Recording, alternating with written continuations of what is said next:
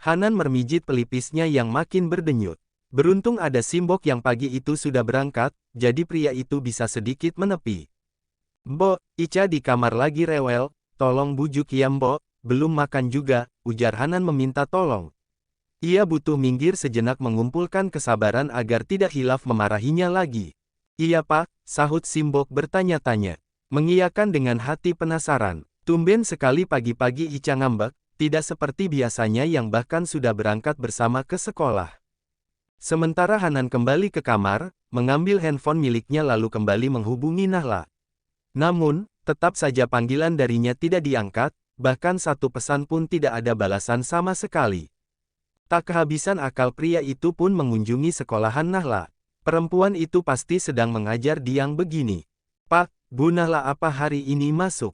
tanya Hanan pada satpam yang pasti mengetahui keluar masuk orang ada di sana. "Iya masuk, Bapak bukannya suaminya ya?" "Kok nanyain Bu Nahla?" tanya Pak Satpam penuh selidik. "Iya Pak betul, memastikan saja apakah istri saya hati ini ke sekolahan atau tidak," ujarnya kalem.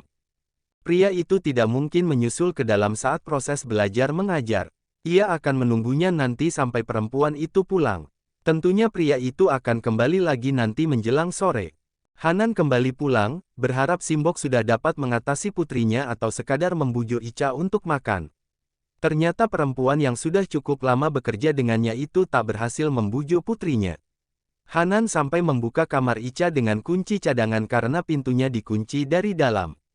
"Belum mau keluar?" tanya Hanan sedikit frustrasi. Kenapa putrinya menjadi pembangkang dan susah diatur, dulu padahal sangat penurut. "Belum Pak, saya udah ketuk-ketuk pintunya, tetap nggak mau dibuka juga," jawab Simbok ikut bingung juga. "Mbok, sini ikut saya sebentar." "Kemana Pak? Tolong beresi kamar saya, Mbok, aku ingin suasana baru," ujar Hanan merubah tatanan dalamnya. Ia ingin suasana baru untuk mendamaikan suasana hatinya. "Ini jadinya digeser begitu Pak, atau gimana?" "Iya, ini mudah kok, mari saya bantu." "Gini aja, terus rapihin ya Mbok. Sama satu lagi, nanti minta tolong siapa suruh mindahin ini lemari ke belakang aja." "Siap Pak," jawabnya bekerja. Hanan membongkar barang-barang Olive, lalu memberikan pakaian dan semua pernak-perniknya untuk orang yang mungkin membutuhkan. Jelas saja pakaian layak pakai dan terawat. Sementara foto-foto mereka Hanan singkirkan di gudang belakang yang mungkin tidak akan dijangkau Nahla. "Maafkan aku Olive, bukan berarti aku melupakanmu, hanya saja kenangan kita akan selalu kusimpan rapi di hatiku saja. Kamu cinta terbaik yang pernah ada. Terima kasih sudah membersamai hidupku, kurasa Tuhan sangat menyayangi kamu. Bahagialah di sana, begitupun aku di sini, yang akan melanjutkan hidupku bersama anak kita dan istri aku," batin Hanan membenahi foto-foto kenangan keduanya. Pria itu baru sadar saat meneliti lemari Nahla banyak barang yang berkurang. Rupanya perempuan itu membawanya sebagian sebelum pergi. Usai menginterupsi art rumahnya untuk berbenah, dirinya kembali ke kamar Ica. Gadis kecil itu tengah tertidur ketika pintunya dibuka. Membuatnya makin ngerasa bersalah saja tadi pagi sudah membentaknya. "Maafkan Papa sayang, Papa janji bakalan bawa Mama pulang," ucap pria itu mengelus mahkotanya dengan sayang. Menjelang sore, lebih tepatnya siang hari jam saat pergantian pulang sekolah anak SMA, Hanan bergegas ke Tunas Bangsa. Dari kejauhan, sengaja mengawasi orang yang berlalu lalang melewati pintu gerbang hendak pulang.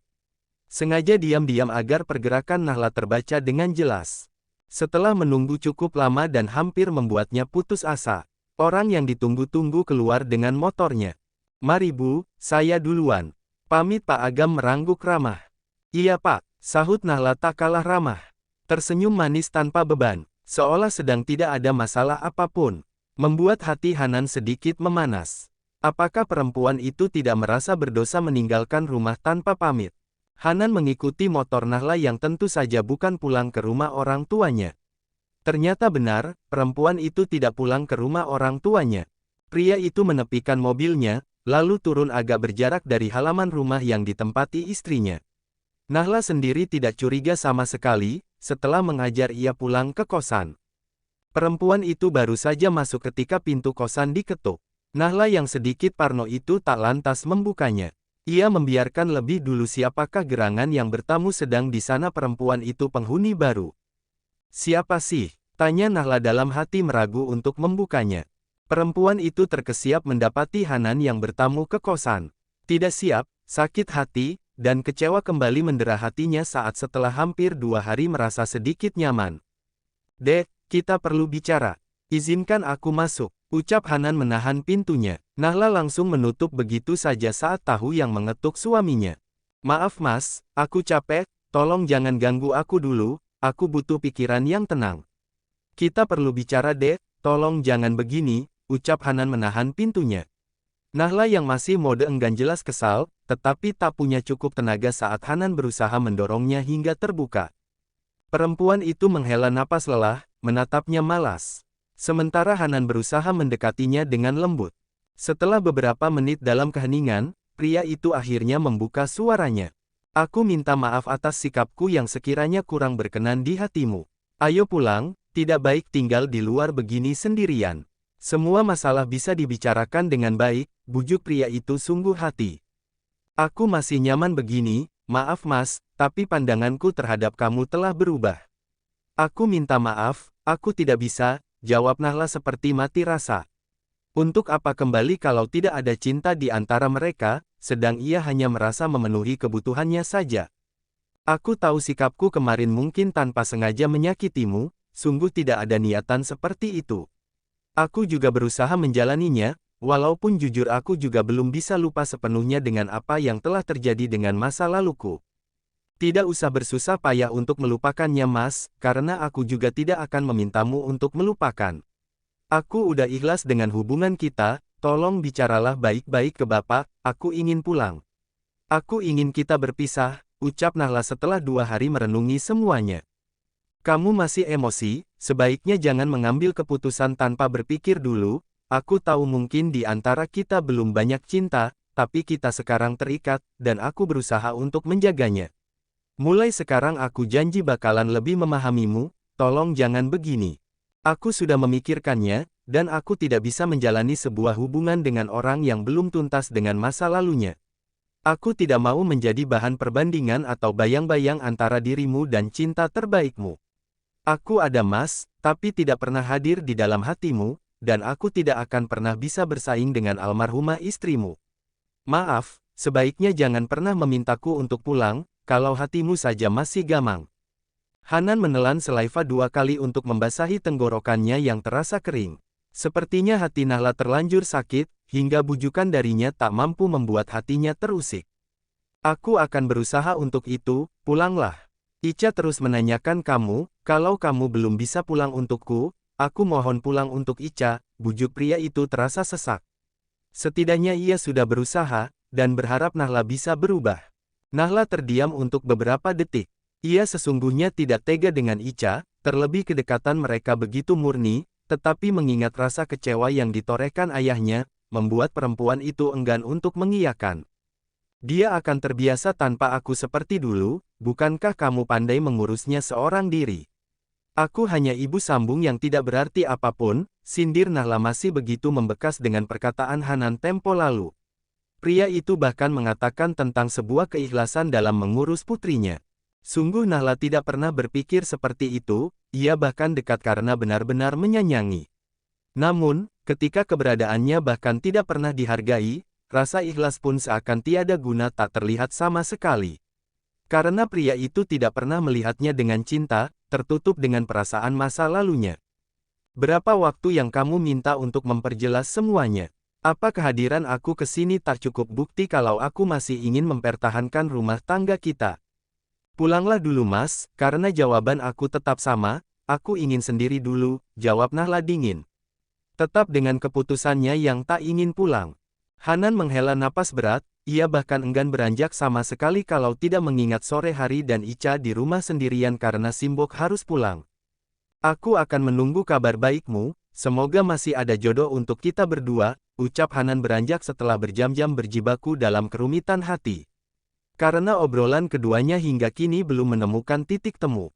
Nahla tidak menyahut, sungguh ia pun berat dan merasa kasihan soal Ica, tetapi ia juga tidak ingin kembali kalau pria itu hanya soal butuh.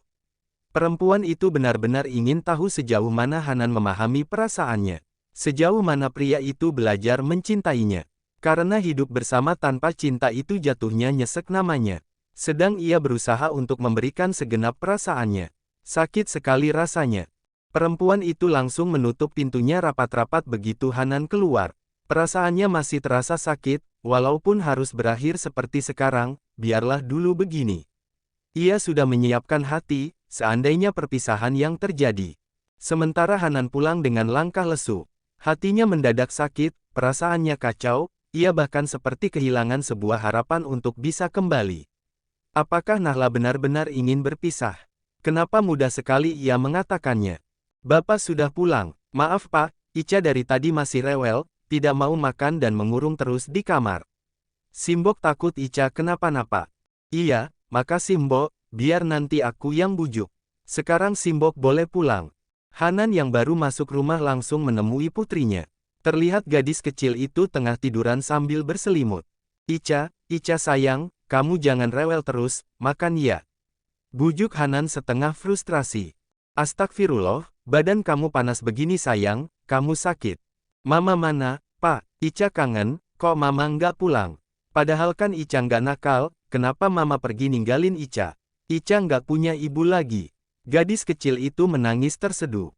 Hanan langsung menariknya dalam pelukan, sedalam itu rasa sayang putrinya dengan ibu sambungnya.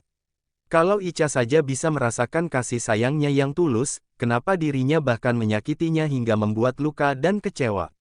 Maafkan Papa sayang, besok Papa janji bakalan bawa Mama pulang, ucap pria itu sendu.